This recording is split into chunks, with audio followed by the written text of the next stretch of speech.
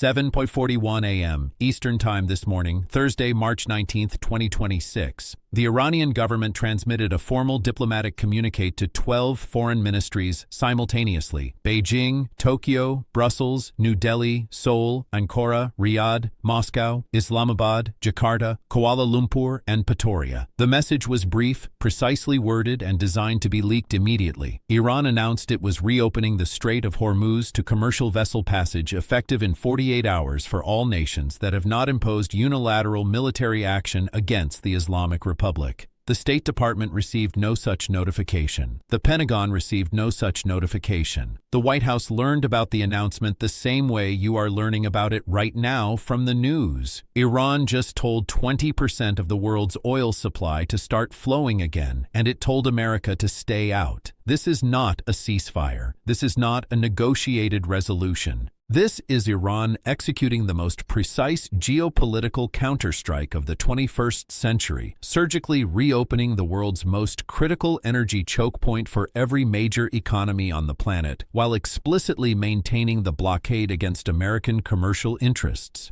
Tehran has turned the Strait of Hormuz into a loyalty test, and the entire world is lining up to pass it.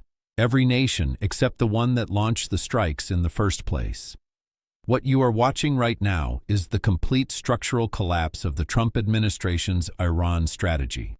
For weeks, Washington calculated that closing the strait would create so much global economic pressure that China, Europe, and the Gulf states would all unite behind America's military campaign against Tehran. The theory was elegant. Iran blocks the oil. The world blames Iran. Iran collapses under maximum economic pressure, and Trump claims the greatest foreign policy victory of his presidency. Every single assumption in that calculation just shattered. In the next several minutes, I am going to walk you through exactly what Iran announced this morning and why the selective reopening is more devastating to Washington than the closure ever was. I am going to reveal the diplomatic backchannel between Tehran and Beijing that made this announcement possible, and why China's involvement means the United States cannot reverse this without triggering a second crisis. I am going to show you the immediate market reaction that confirms global capital has already made its judgment about who won this confrontation. I am going to explain what this means for the Trump-Xi summit that was already postponed, and why Beijing now enters any future negotiation holding leverage Washington doesn't have an answer for. And I am going to give you 3 scenarios for how the next 72 hours unfold as the White House scrambles to find a response that doesn't exist yet. If you have never subscribed to this channel, do it right now, because what I am about to show you is not being explained anywhere else with this level of detail. Let me walk you through the Iran announcement, because the specific language is not an accident. Every word was chosen to maximize Washington's humiliation while giving the rest of the world exactly what it needed to hear.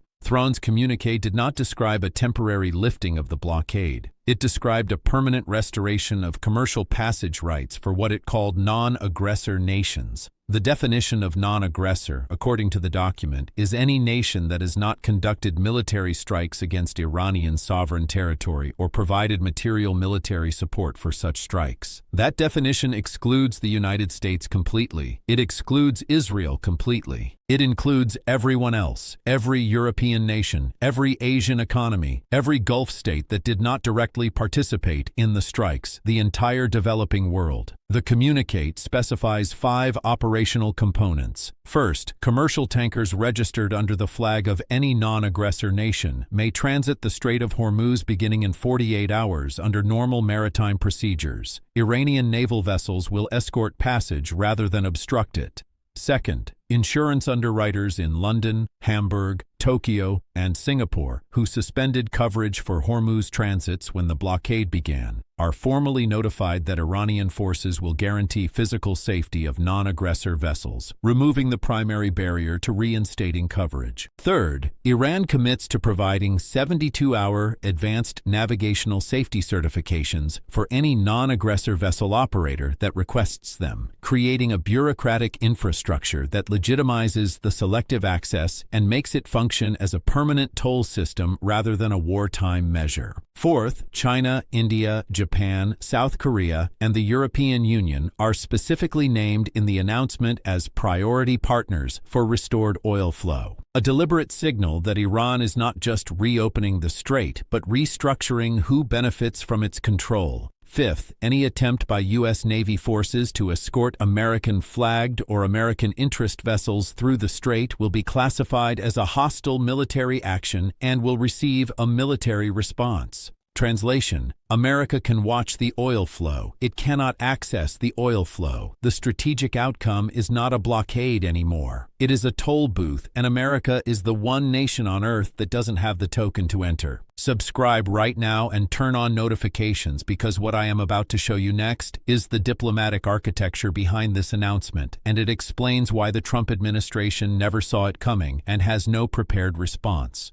According to diplomatic sources with direct knowledge of the Tan-Beijing back-channel, China's special envoy dispatched to the region within hours of the U.S.-Israeli strikes that killed Supreme Leader Ali Khamenei spent 9 days in discussions that covered not just the humanitarian ceasefire language Washington was publicly demanding, but a complete framework for the post-conflict regional order. Beijing's core offer to Tehran was this: China will ensure that Iran's oil export revenues are fully restored within 90 days of any reopening, will commit to purchasing Iranian crude at contracted above-market prices for the next 3 years, and will accelerate infrastructure investment under the China-Iran Comprehensive Strategic Partnership, an agreement that commits China to $400 billion in investment over 25 years. In exchange, Iran agrees to a selective reopening that excludes the United States, which gives Beijing two extraordinary strategic gifts. First, China secures guaranteed low-cost energy access at exactly the moment when global oil markets are most disrupted and most expensive. Second, China demonstrates to every nation watching that it can resolve a crisis the United States created, making Beijing the indispensable diplomatic actor in the most strategically sensitive waterway on the planet. This is receipt number 1, the energy math. Before the blockade, roughly 21 million barrels of oil transited the Strait of Hormuz every single day. That represents approximately 21% of total global oil consumption. During the blockade, global oil prices surged past $140 per barrel for the first time since 2008.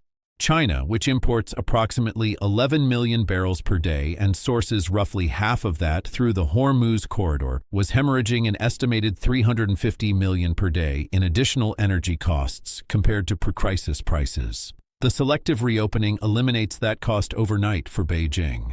For Washington, the calculation runs in reverse. American energy companies with interests in Gulf production, American airlines with hedged fuel contracts, American manufacturers dependent on prochemical inputs. All of them continue operating at 140 per barrel conditions, while their Chinese and European competitors immediately return to lower-cost supply. The competitive disadvantage this creates for the American industrial base compounds every single week. The selective blockade remains in effect.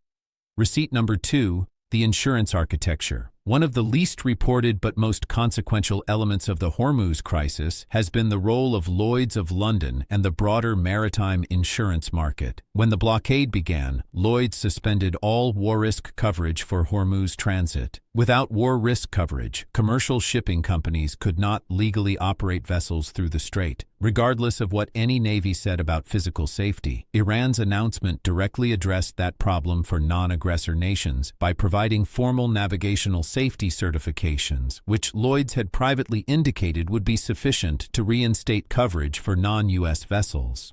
Within 90 minutes of the Iranian communique becoming public, industry sources in London confirmed that emergency review processes had already begun for reinstating coverage for Chinese, Japanese, Korean, and European flag tankers. The physical strait reopens in 48 hours. The insurance market effectively reopened this morning. American vessels remain uninsurable for Hormuz transit under any conditions Lloyd's currently accepts. Receipt number 3, the market verdict. Within 22 minutes of the the Iranian announcement hitting wire services, the following market movements occurred simultaneously. Brent crude dropped 18 on 40 per barrel in a single trading session, the largest single-day decline in the oil price since the 2020 COVID demand collapse. Chinese equities listed on Hong Kong markets surged 3.2% on expectations of immediate energy cost relief. European energy company stocks Total, Shell, BP all advanced between 4 and 7% as their Gulf supply chains reopened.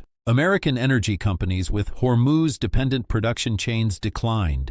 The US dollar weakened against the euro, the yuan, the yen, and the Korean won simultaneously, a signal that global capital is pricing in a strategic defeat for the country that controls the dollar. Markets are not waiting for political analysis. Markets already know who won. Receipt number 4, the diplomatic isolation signal. When Washington launched its campaign against Iran, the strategic theory held that U.S. allies would align behind the American position, and Tehran would face united Western. What the Iranian announcement reveals is the opposite. Not one of the 12 nations that received Tehran's communiqué has issued a statement condemning the selective reopening. France's foreign ministry said it welcomed the restoration of freedom of navigation. Germany's trade association called it a relief for European supply chains.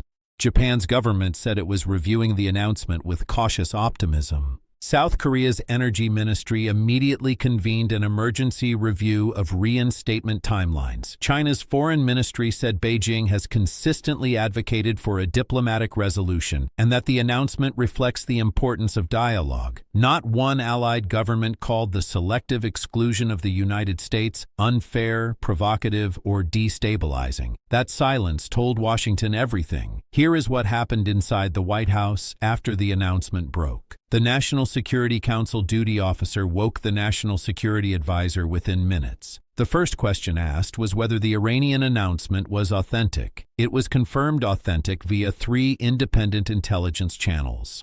The Situation Room was activated, and all senior NSC staff were recalled. Treasury Secretary Scott Bessent, still in debriefing from the Paris trade talks with Chinese Vice Premier Halifeng that concluded just days earlier, was patched into the Situation Room call. According to sources, Bessent immediately identified the connection between the Iranian announcement and the Beijing trade negotiations, noting that China's willingness to engage on tariffs in Paris was almost certainly coordinated with Beijing's awareness that this announcement was coming. In other words, China sat across the table from Bessent, negotiated in good faith on trade optics, and simultaneously held back the information that Iran was about to execute a move that would hand Beijing structural leverage over American foreign policy for months. When Trump was briefed, 3 sources described the conversation as tense. Trump's first question was whether the U.S. Navy could physically prevent Chinese and European tankers from transiting if American vessels were excluded. Military advisors explained that doing so would constitute an act of war against allied nations and would trigger immediate economic retaliation from Europe and Asia simultaneously. Trump asked whether the U.S. could sanction any company that uses the reopened strait. Legal advisors explained that sanctioning European, Chinese, Japanese, and Korean energy companies for conducting lawful commerce in international waters would trigger immediate retaliatory sanctions from the EU, China, Japan, and South Korea, collectively representing 58% of the global economy. The White House eventually issued a statement saying the administration was monitoring the situation and would respond with all available tools to protect American interests. That statement does not specify what those tools are. Secretary of State Marco Rubio called his French, German, Japanese, and South Korean counterparts. All 4 calls went to voicemail or were handled by deputies. That non-response from 4 allied foreign ministers in a single morning is not a coincidence. It is a message. Let me give you 3 scenarios for how the next 72 hours develop. Scenario 1, the forced acceptance. The White House, recognizing it has no viable military, economic, or diplomatic tool to reverse the selective reopening without triggering a broader coalition of retaliation, quietly accepts the new reality while publicly claiming the reopening as a strategic win. The administration argues that American military pressure forced Iran to reopen the strait for the world, which was always the goal. What the messaging will not address is that American vessels remain excluded, that China engineered the outcome, and that the Trump-Xi summit, already delayed, now occurs with Beijing holding cards Washington has no answer for. Scenario 2, the escalation trap. Trump, unwilling to accept a visible strategic defeat, orders the U.S. Navy to escort American interest vessels through the strait regardless of Thrawn's exclusion order. Iran responds with military action against the escort convoy. The conflict, which had been moving toward de-escalation, immediately re-escalates. Oil prices surge back above $140. Europe and Asia, which had just had their supply chains restored, face renewed disruption and publicly blame Washington for triggering a new crisis. China and Russia call emergency UN Security Council sessions. NATO unity fractures as European nations refuse to endorse military action that directly harms European energy supply. Trump achieves tactical military engagement but suffers catastrophic strategic isolation. Scenario 3, the Beijing pivot. The White House, recognizing that China brokered the outcome and controls the next move, dramatically fast-tracks the Trump-Xi summit, not as a delayed state visit, but as an emergency negotiation. Trump calls Xi directly and requests a deal. China uses its influence with Thrawn to extend the strait reopening to American vessels in exchange for concessions on the Section 301 investigations, tariff rollbacks, and technology export controls. She agrees to a framework conversation. The summit happens within 2 weeks. Beijing extracts trade concessions, technology access rollbacks, and a public acknowledgement of Chinese mediation, all in exchange for something Iran does on China's recommendation. Anyway, the United States pays a strategic price for a benefit China delivers as a favor. I am watching 3 specific developments in the next 72 hours. Whether Lloyd's of London formally reinstates war risk coverage for Chinese and European tankers by Friday morning, because that is the moment the selective reopening becomes legally and commercially permanent and practically impossible to reverse. Whether the Trump administration contacts Beijing through back channels to request Chinese mediation of American vessel access, because that contact, if it occurs, means Washington has accepted the new power structure and is asking Beijing for help, and whether any Republican senator calls publicly for a full congressional review of the Iran military strategy. Because that call, when it comes, will be the first public admission from inside the president's own coalition that this campaign did not go as planned. Iran opened the Strait of Hormuz this morning. It opened it for China. It opened it for Europe. It opened it for Japan, South Korea, India, and every nation on Earth that didn't fire a single missile. It left America standing at the gate. The strategy was to use maximum military pressure to bring Iran to its knees. Instead, Iran used America's own military pressure to fracture the alliance structure that makes American power real. That is not a partial failure. That is a strategic reversal of historic proportions, and the world saw it happen in real